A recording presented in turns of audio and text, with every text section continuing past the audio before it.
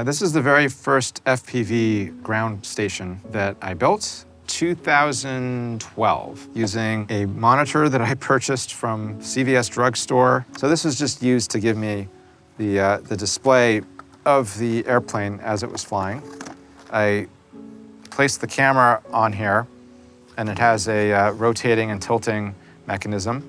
There's the GPS receiver, there's the FPV radio transmitter here in the back, and this was my very first FPV model. I've been flying radio control model aircraft since the mid-90s, so over 25 years, and I've just always loved the idea of piloting something in the air from the ground. So in 2013, I took on this pioneering case for Rafael Perker involving the FAA's challenge on what he was doing with the drone, and from there launched a law firm practice group, the first in the country or probably the world, and became known as a drone advocate, someone who is helping not just Rafael, but other organizations, companies, individuals, understand how to deal with the emerging legal framework for drone use. The Wright brothers, the way that they announced the airplane technology was by flying over the Statue of Liberty. So I knew that drones had matured to the point where this was now possible to do safely. So the first thing I did, I went to New York City and flew over the Statue of Liberty. And we got into a lot of trouble there because drones were completely new. Nobody knew really what to do with it. Per the regulations, we were flying real aircraft, and none of us had a pilot's license. So, but then at the same time, it's a model aircraft. So basically, they were watching me because of the New York flight. And then when I posted the UVA flight, they found out that it was done for hire. And that's when I got into trouble with the FAA. And then in the third instance, we settled out of court with the FAA because I think both parties had known that they were kind of right and kind of wrong at the same time.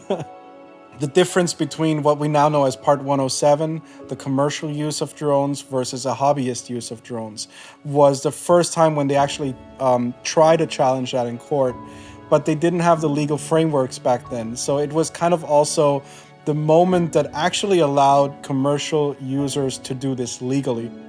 A couple of months later, regulations came out that actually were one of the most progressive ones in the world. Like you could do commercial aviation.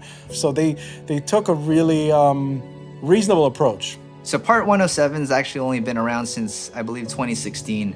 And what that allows you to do is fly your drone commercially. Because I've been in it long enough where, you build it, and because you're building it from scratch, you kind of learn to respect your aircraft. Whereas maybe the new person coming in might not have the same appreciation and might even get into some trouble with it.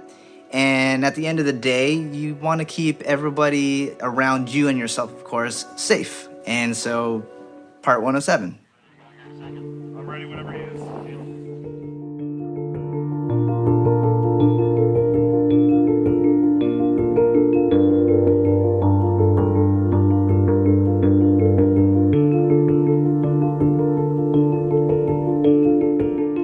All right, the red is now on there. This will be the most expensive drone I've ever flown by about 20 grand, maybe 30 grand.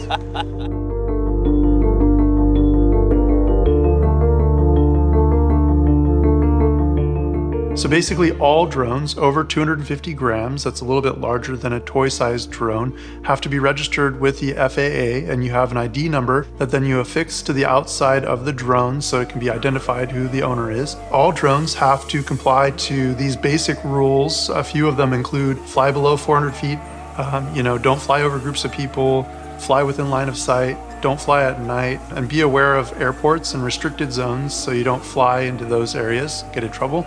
And on top of that, Part 107, then, you're reading aeronautical charts, you're learning knowledge that pilots, actual airplane pilots learn. So my background as a commercial airline pilot, once Part 107 came out, I was able to leverage that and help other people gain the knowledge to get their certification. I did a lot of live streams and a lot of one-on-one work. And I still to this day get calls from friends of mine that have questions about, hey, is this legal? Or hey, what's going on with this airspace?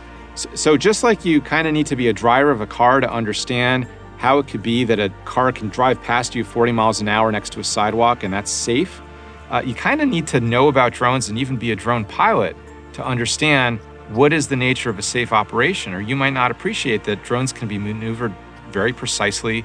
They can fly near buildings safely. They can fly relatively close to people in a safe manner.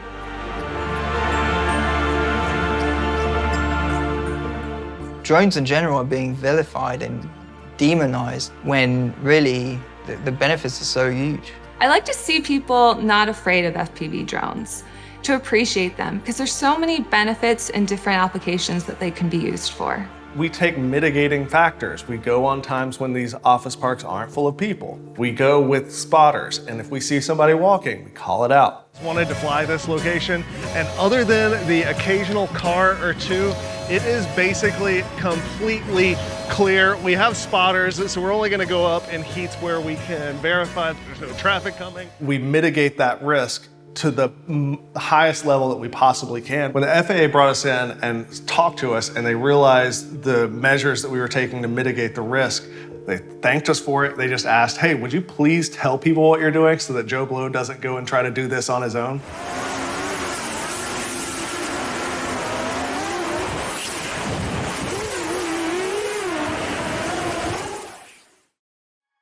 Before you go, if you're interested in watching the entire FlowState film from start to finish with no ads and in much better image quality than YouTube gives you, not all 1080p's are made equal. Some 1080p's are higher bitrate and better image quality than others. If you want all that, there's two options. Number one, you can buy the film on Vimeo. There's a link in the video description below to where you can pick that up. Or if you're one of those people who still collects and watches physical media, I know you're out there. We sell it on Blu-ray, and again, there's a link in the video description below as well. On the other hand, if you want to keep watching on YouTube, all the videos are in a playlist, including the outtakes and director's cut stuff, the stuff that didn't make the final edit, and I'll put cards on screen and links in the video description to those. See you there.